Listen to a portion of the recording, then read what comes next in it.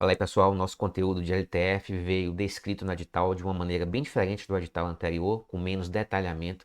Isso trouxe aquela dúvida, né? Se é para ficar ali mais no superficial ou se é para aprofundar efetivamente.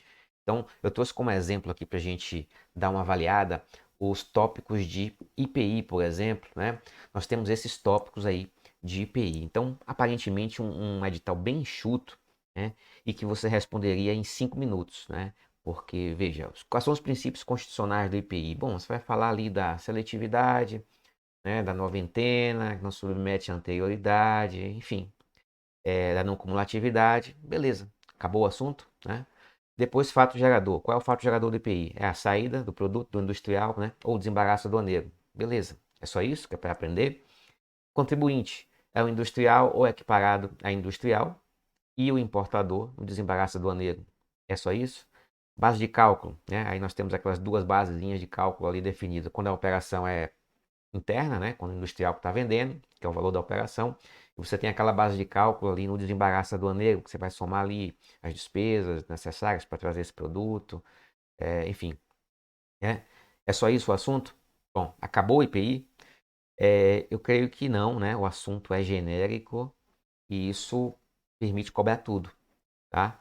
Evidentemente que são poucas questões na prova, né? Se duvidar, tem mais tributo no conteúdo programático do que questão disponível. Então é natural que muita coisa fique sem cobrar.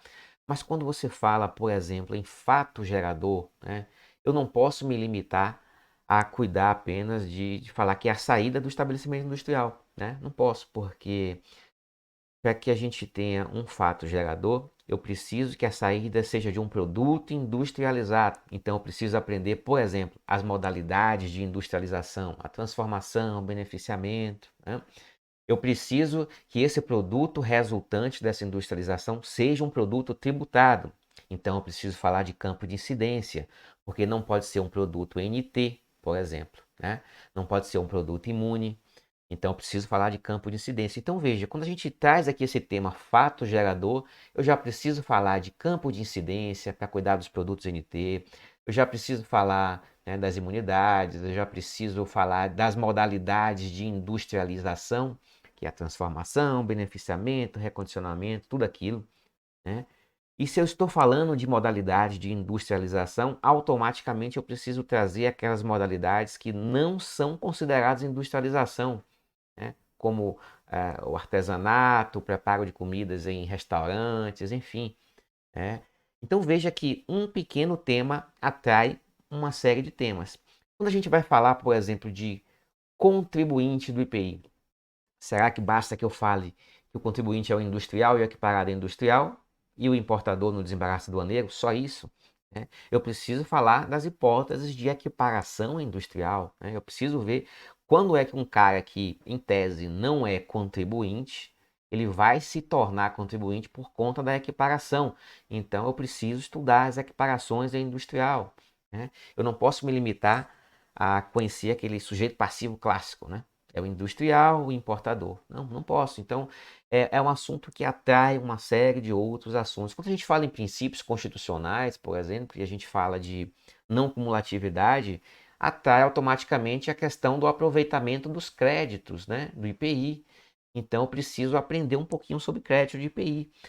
Então veja que é um assunto, apesar da designação genérica aí, ele permite uma certa ampliação. E é assim que nós estamos fazendo no curso. Eu já cortei muitos assuntos, eu cortei toda a parte de obrigação acessória, né? Falando aqui especificadamente do IPI, a parte de selo de IPI, registro especial, eh, a parte de recolhimento propriamente dito, enfim, cortei muita coisa, tá?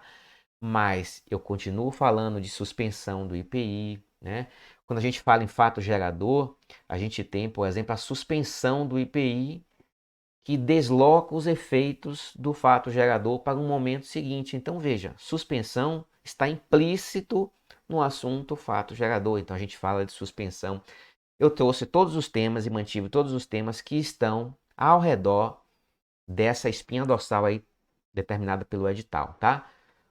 Em relação ao pré-edital, só para dar uma ideia, eu eliminei uma aula inteirinha de IPI, eliminei várias frações de aula, mas não dá para eliminar tudo e eu vou trazer assuntos que não estão explicitamente citados, mas que fazem parte desse contexto. Só para dar um exemplo, né? Aí em relação ao IPI, isso se aplica aos demais tributos também, tá bom?